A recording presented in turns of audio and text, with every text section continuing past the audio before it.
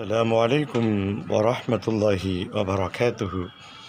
உங்கள் அனைவரின் மீதும் ஏக இறைவனின் சாந்தியும் சமாதானமும் உண்டாகட்டுமாக. சிந்தனைக்கு சில மணித்துளிகள். தமிழகத்தினுடைய முஸ்லிம் ஊர்களை காண வாருங்கள் என்ற வரிசையில் முதலாவதாக முஸ்லிம் பெருமக்கள், இஸ்லாமிய பெருமக்கள் அதிகமாக வாழக்கூடிய பகுதிகளில், இந்த கடலோர பகுதிகளில் பல ஊர்கள் இருக்குது. தமிழகத்தில் பல்வேறு பகுதிகளில் இஸ்லாமியர்கள் வாழ்கிறார்கள். அதில் பெருவாரியான இஸ்லாமியர்கள் வாழக்கூடிய பகுதிகள், சில பகுதிகள் இருக்குது.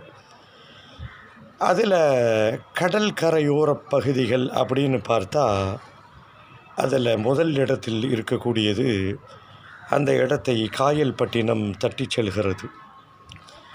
கடற்கரை ஓரமாக இருக்கக்கூடிய முஸ்லிம் ஊர்கள், இஸ்லாமிய மக்கள், மற்ற மக்களும் வாழ்கிறார்கள். இஸ்லாமியர்கள் கொஞ்சம் அதிகமாக இருப்பார்கள். இந்த கடலோர பகுதிகள் அப்படின்னு அந்த ஈசிஆரில் வரிசைப்படுத்தி பட்டினம்னு நிறைய ஊர்களை சொல்லலாம். அம்மாப்பட்டினம், பாசிப்பட்டினம், எஸ்பி பட்டினம், இப்படி அதிராம்பட்டினம், இப்படி நிறைய பட்டினங்களோடு கடற்கரையோரமாக ஒட்டி இருக்கக்கூடிய பல ஊர்கள் இருக்குது.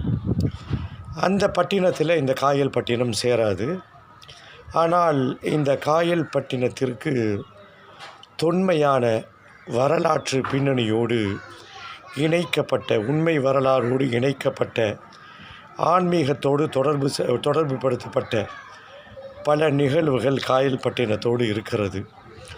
அதையே சில தொடர்களாக பகிர்ந்து கொண்டால் கொஞ்சம் பொருத்தமாக இருக்கிறேன் என்று நினைக்கிறோம். வாருங்கள். இந்த கடற்கரையோர இருக்கிற ஊரில் மிகப்பெரிய ஊர் இந்த காயல்பட்டினம். முதல் இடத்தில் இந்த ஊர் இருக்கிறது. இதனுடைய தொன்மையான வரலாறு, இந்த ஊரினுடைய சிறப்புகள், இந்த ஊரில் வாழக்கூடிய மக்களினுடைய மனிதநேயம், மனிதாபிமானம், மற்ற ஊர்களிலும் அயல் நாடுகளிலும் இந்த ஊர் மக்கள் செய்யக்கூடிய அளப்பரிய தொழில் சார்ந்த சாதனைகள், அறச்சாதனைகள், இந்த ஊரினுடைய படித்த பிரபலமான பல விளையாட்டு வீரர்கள், இப்படி பல செய்திகள் இந்த ஊரோடு பின்னி பிணையப்பட்டிருக்கிறது. வாருங்கள், தொடர்ச்சியாக பார்ப்போம். புரிந்து கொள்வதற்கு இறைவன் அருள் புரிவானாக.